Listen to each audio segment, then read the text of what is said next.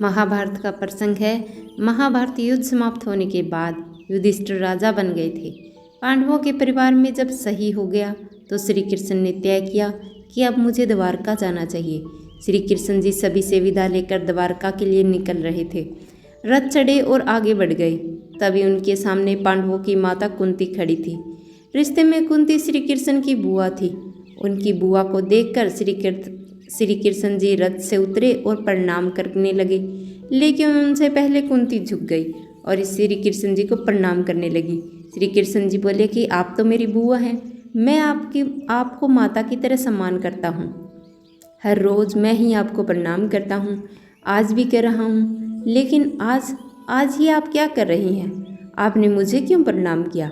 कुंती ने जवाब दिया कि श्री कृष्ण, मेरे जीवन के कुछ ही वर्ष बाकी हैं। मैं जानती हूँ कि तुम मेरे भतीजे ही नहीं भगवान भी हो। अब मैं तुम्हारी भक्त बनना चाहती हूँ। अब तुम जा रहे हो, लेकिन उससे पहले एक बार मेरे भगवान बन जाओ।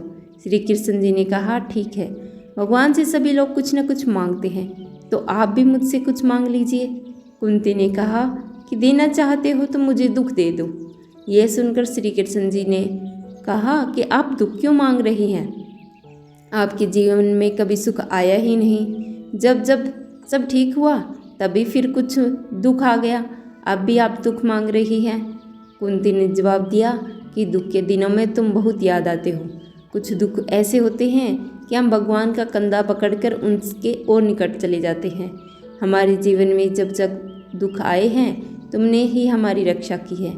मैं चाहती हूँ कि मेरे जीवन में दुख रहे, ताकि मैं तुम्हें हमेशा याद करूँ और तुम भी हम पर कृपा बनाए रखो।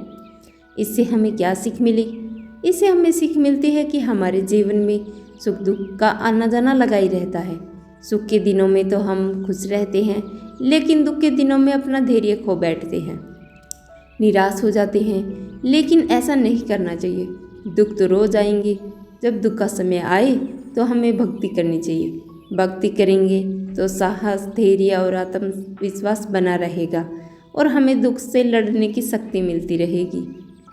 ऐसे ही दोस्तों, जीवन में बदलाव होते रहते हैं। जो लोग बदलावों के सकारात्मकता के साथ स्वीकार करते हैं और उनके अनुसार ढल जाते हैं, उन्हें सफलता और सुख शांति मिलती है।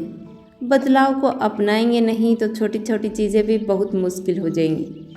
सकारात्मक रहना हो तो गुस्सा, पछतावा, लालच, मोह और जलन जैसी बुराइयों से दूर रहना चाहिए।